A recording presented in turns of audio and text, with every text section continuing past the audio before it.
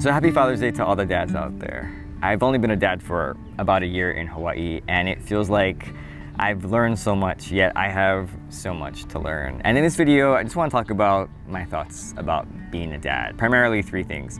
The financial pressure I'm kind of starting to feel, remembering to remember my marriage, and I don't know about you, but there's a sense of like competitiveness I'm starting to feel already as a parent. And I love to hear what other fathers or other parents have learned over the years. So please let me know in the comments below. Because I figure, no sense I learned everything the hard way and learn everything myself if I can learn off of the wisdom of others. And maybe being a dad anywhere in the world is about the same, right? Same responsibilities, same pressures, but I think Hawaii is a pretty special place. And because of that, I would think that being a dad in Hawaii is also pretty special. I mean, you get to share spam musubi with your son at the beach. You get to receive aloha shirts for Father's Day or Christmas or birthdays instead of, socks or a tie. And the proudest moment of my life could be giving my son a lei at his high school graduation when he's surrounded by friends and family. And I look forward to all of those things, but there's a lot of time between now and then, and I want to talk about the now, which is the beginning. Of course, there's that financial pressure to want to provide as a dad, making sure that we have enough as a family. And I'm sure that's felt everywhere by a lot of different dads, but especially here in Hawaii because the cost of living is so high and things are so expensive that there is that big pressure to make sure that we have enough food, enough stuff, enough entertainment. It's a lot. It was actually something that I worried a lot about before my son was born. I wasn't sure how much a baby would actually cost. But actually what I found is it's not really the extra cost, like monetarily, it's actually the time that it takes to be a dad. That's really, I think, where the sacrifice comes in. Not the money, but it's the time, because I only have so much time in the day. Because it seems like it's such a trap that my only purpose for this family, for my family, is to just contribute money. And it just seems like,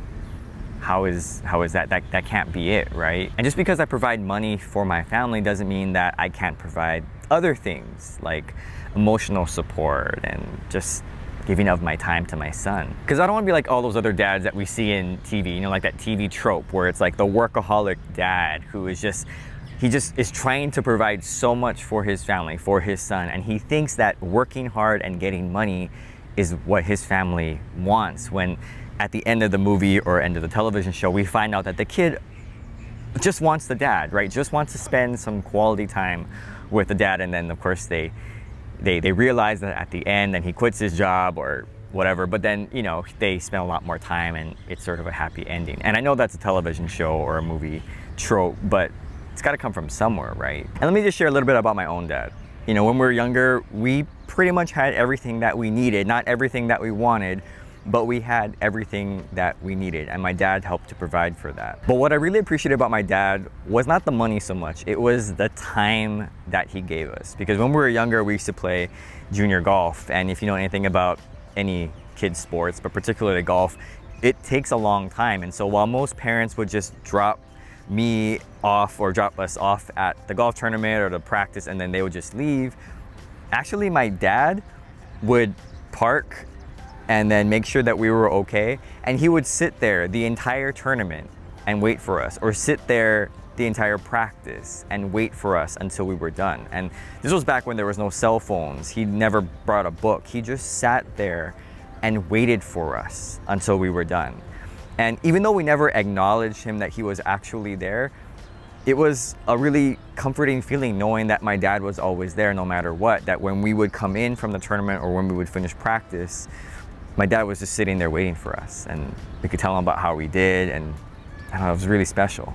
And the thing is, all these years later, that's what I remember about my golfing. Not the tournaments that I played in or won or how well I did or any of that. It's like, out of all the things that I remember from junior golf, it was that my dad was always there. And to me, that was very special because he had a full-time job. I mean, he had a career, and I know now as an adult and as a dad that he sacrificed his success, right? He could have gotten more money if he worked longer hours, or I'm sure he could have advanced in his career a lot faster or a lot more, but he chose to not do those things so that we could go to practice, so that he could take the time off to go take us to tournaments. And I think about those things as a young dad now, and I'm like, wow, it's really not about the money as it is about the time, because you never get that back. You can always make more money, but you really can't make a lot of time. And so I hope I don't fall into this trap of thinking that earning more money as a dad will somehow buy me out of my responsibilities of being a dad, or I can just do whatever I want, because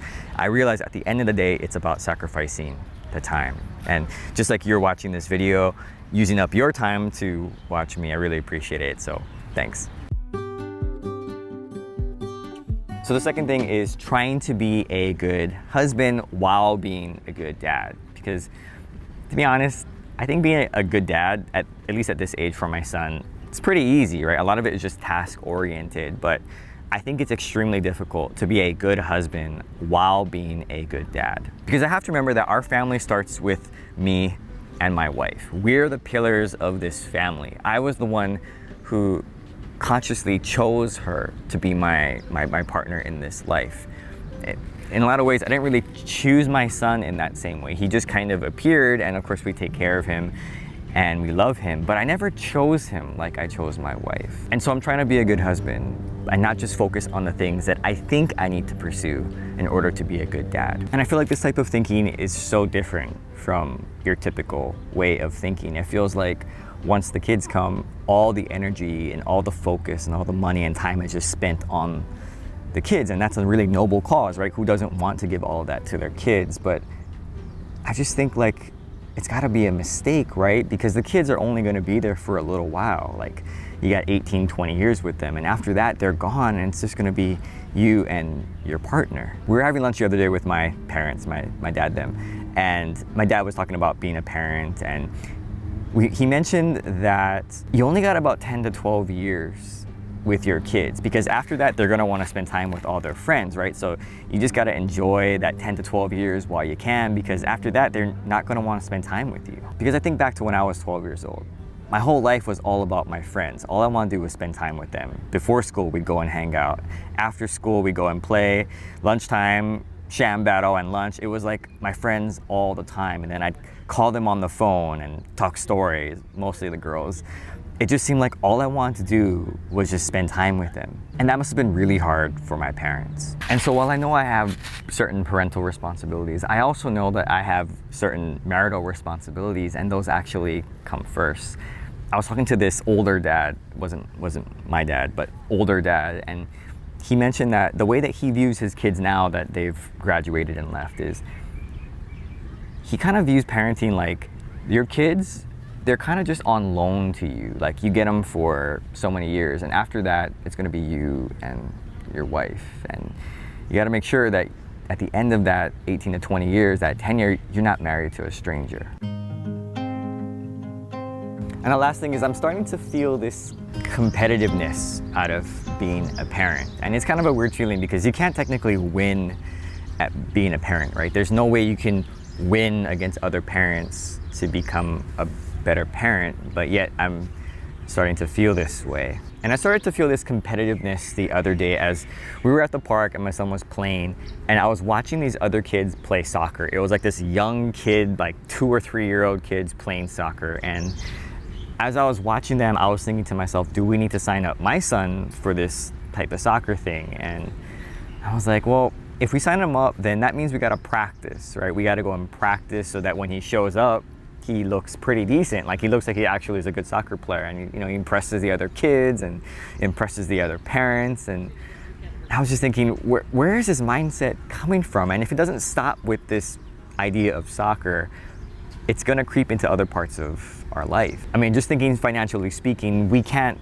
be the richest family. I can't make the most amount of money, and we can't provide the most for our son, because there's always gonna be families who have it better than us. Like I think about the military families, right? They have COLA and they have free housing. So already as a local, we can't compete against that.